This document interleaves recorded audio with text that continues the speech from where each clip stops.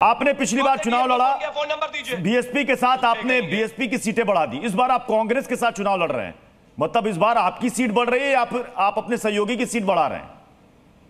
धन्यवाद प्रत्युष जी। सर्वप्रथम तो मैं शिवम भाई को कहूँगा कि वो थोड़ा पानी, ठंडा पानी पिए, क्योंकि देखिए जब हार सामने नज़र आती है तो इस तरह की भाषा शैली भी बदलती है और इस तरह से उनका गुस्सा भी सामने नजर आ रहा है, फ्रस्ट्रेशन नजर आ रहा है। वो चाय पी रहे हैं, वो पानी नहीं चाय पी रहे हैं सर, फ्रस्ट्रेशन है जो भी पी रहे हैं। कुछ आपने कहा ठंडा पानी पीजिए, वो गर्म चाय मैं तो क्यों ज़्यादा गर्म हो रहे हैं तो मैं वाला पानी पी लें।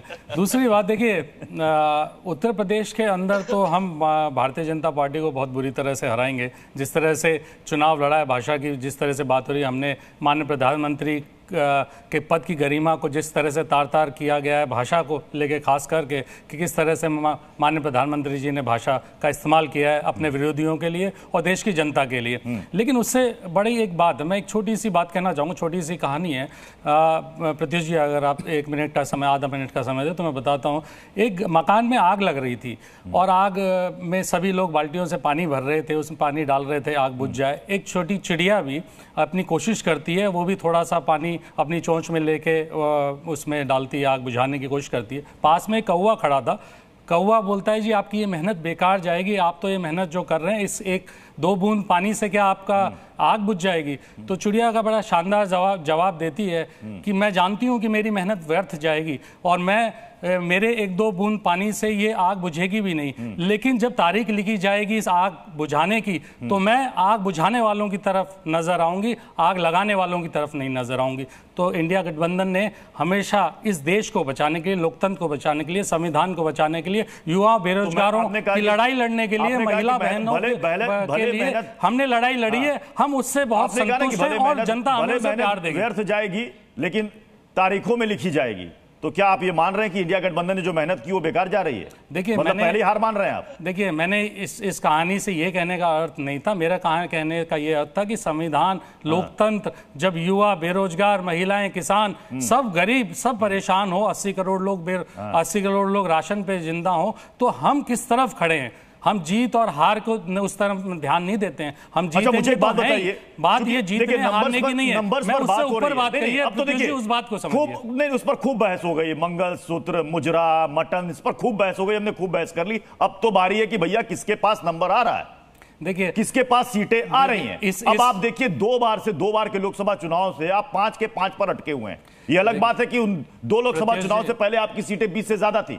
आप इस बार 64 पे लड़ रहे हैं ना, आपने 17 दे दिया है कांग्रेस को।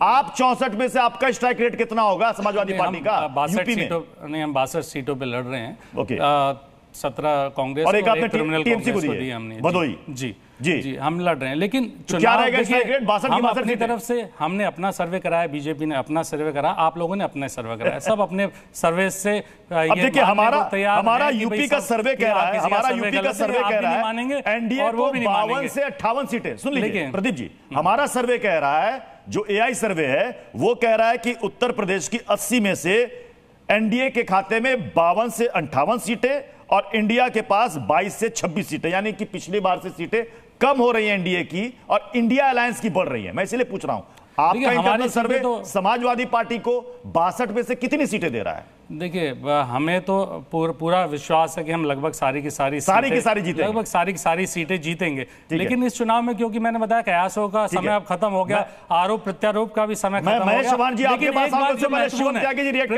प्रत्युष जी, एक जो महत्वपूर्ण बात है वो जरूर जाननी जरूरी है कि इस पूरे इलेक्शन के अंदर जो सबसे बड़ी नजर आई और जो आपने चीज देखी होगी, 41-41% क्रिमिनल्स को भारतीय जनता पार्टी ने खड़े किया, अकेले भारतीय जनता पार्टी ने इतने खड़े किए। महिलाओं को, जो आप महिलाओं के हक की बात कर रहे थे, एक सेकंड सुन लीजिए, दो बातें हैं बस, उसके बाद वो जवाब दे दें। नहीं, सब पार्टी में मत इंक्लूड करिए। 41.5% इन्होंने खड़े किए। दूसरी बात, एक और महत्वपूर्ण बात है, आप महिलाओं के हक की बात कर रहे थे, बिल लेके आया आपने, कितनी महिलाओं को उत्तर प्रदेश के अंदर मात्र 10% और समाजवादी पार्टी ने एक सेकंड बस एक आंकड़ा ही दे दीजिए, मुझे ब्रेक आंकड़ा दे दीजिए बस।